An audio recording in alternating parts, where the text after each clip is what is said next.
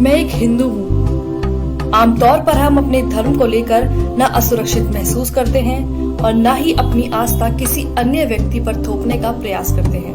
हम सभी को उनके कर्म के नजरिए से देखते हैं, न कि धर्म से। लेकिन आजकल मेरे समाज और मेरी धार्मिक भावनाओं को ठेस पहुंचाना कुछ लोगों की आदत बन गई है। इंडिया की पहली प्लास्टिक सर्जरी इंडिया में हुई है, पता है किसकी? गणेश की। मैं मान गया कि पहली प्लास्टिक सर्जरी आपने करी है, इंडिया में हुई है, तो ठीक से तो कर लेते।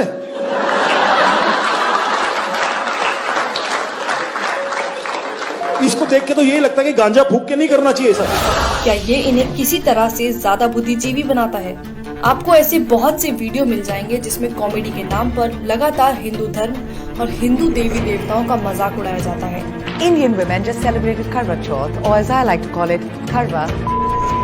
और सबसे ज्यादा अचरज की बात तो ये है कि इनकी कॉमेडी में जो आम बात है वह हिंदू है। like इसमें हिंदुओं को जिंदा जला दिया। It's like, fuck, that's bad. मरने के बाद जलाते ना। ये लोग मेरी धार्मिक भावनाओं को ठेस पहुंचाते हैं और लोगों को मेरे ही धर्म के बारे में झूठी बातें बताकर मेरे ही भगवान को नीचा दिखाते हैं और उम्मीद करते हैं कि मैं इनकी घटियापन पर हंसूं। गणपति बाप्पा मोरिया, शीला की जवानी, गणपति बाप्पा मोरिया, मुंडी है हरामी। At one point we just start banging our nipples for some reason. मेरा भगवान आया 1.5 दिन के लिए, मेरा भगवान आया 3 दिन के लिए, बाजू वाले का 5 दिन के लिए, बाहर के मंडली का 7 दिन के लिए। दुखता नहीं है क्या यार इन लोगों को? पहले मुझे लगता था कि ये लोग मोदी सरकार के खिलाफ हैं और उनका विरोध कर रहे हैं, लेकिन अब मेरे साथ साथ बहुत से लोगों को ये पता चल चुका है कि ये लोग सरकार के साथ साथ मेरे धर्म को भी नीचा दिखाने की मंशा रखते हैं। एक पवित्र विश्वास को खत्म करना चाहते हैं। मेरे विश्वास और गर्व को नीचा दिखाकर खुद की मान्यताओं को ऊंचा करना चाहते हैं। कॉमेडियन सुरलीन कौर इस्कॉन को मानने वालों की तुलना पॉर्न से कर रही है। आप सबको मैं बता दूं, बेशक हम सब इस्कॉन वाले हैं, पर अंदर से सब हरामी पॉर्न वाले हैं। सुरलीन इस वीडियो में ऋषि मुनियों को अपमानित करने का कोई मौका नहीं छोड़ती है, उन्हें वासना से भरा हुआ बताती है। सबसे ध्यान लगा के जो चीज की जाती है वो है मेडिटेशन। मैं नहीं मानती, क्योंकि जितनी ध्यान लगा के हम फोन देखते हैं शायद कोई दूसरा काम करते होंगे। सुरलीन कहती है कि संस्कृत का इस्तेमाल करके ऋषि मुनियों ने अपने बड़े बड़े कांड छुपाए हैं। धन्य हो हमारे ऋषि मुनि जिन्होंने थोड़ी सी संस्कृत यूज करके अपने बड़े बड़े कांड छुपाए हैं। कामा ये सब सुनना किसी मानसिक उत्पीड़न से कम नहीं है। कॉमेडियन मुनव्वर फारूकी खुलेआम मंच से भगवान राम और माता सीता के लिए अभद्र भाषा का इस्तेमाल कर रहा है। लाइक अगर भगवान को रिस्पॉन्स करें, वो गाना कैसा है ना, लाइक मेरा पिया अगर है और राम जी डोंट गिव।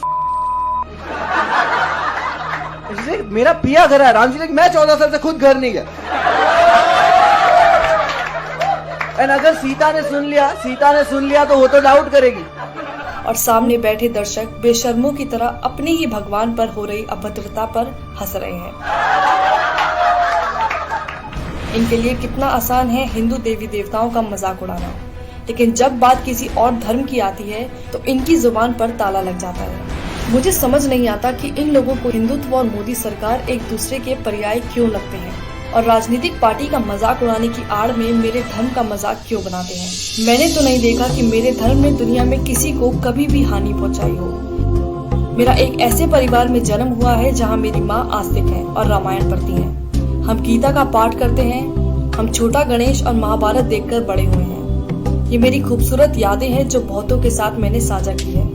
हम सब जानते हैं कि हिंदुओं का इतिहास ऐसा नहीं है जहाँ किसी का कभी उत्पीड़न किया गया हो, लेकिन ये लोग अभिव्यक्ति की आजादी के नाम पर हर दिन मेरी आस्था को कुचलते हैं। ये लोग कलात्मक आजादी की बात करते हैं, लेकिन इनकी कलात्मक आजादी तब कहाँ चली जाती है जब बात किसी दूसरे धर्म की हो। क्या केवल हिंदू देवी देवताओं का ही मजाक उड़ाना सेकुलरिज्म है? हमारे भगवान ने इंडिया से श्रीलंका ब्रिज बना दिया उस समय बिना LNT के।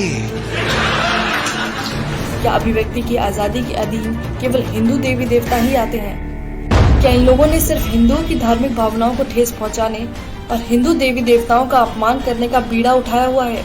मेरे ख्याल से एक कॉमेडियन का काम मजाकिया चुटकुले बनाना है जिसे लोग सच में समझ पाएं और जिससे उनका मनोरंजन हो, लेकिन मनोरंजन के नाम पर केवल एक धर्म की आस्था और मान्यताओं को गाली देना, उसको लेकर भद्दे शब्दों का इस्तेमाल करना, ये किस प्रकार की कॉमेडी है। और विडंबना की बात तो ये है कि ऐसा करने के बाद भी अंत में ये लोग हिंदुओं को ही असहिष्णु घोषित कर देते हैं।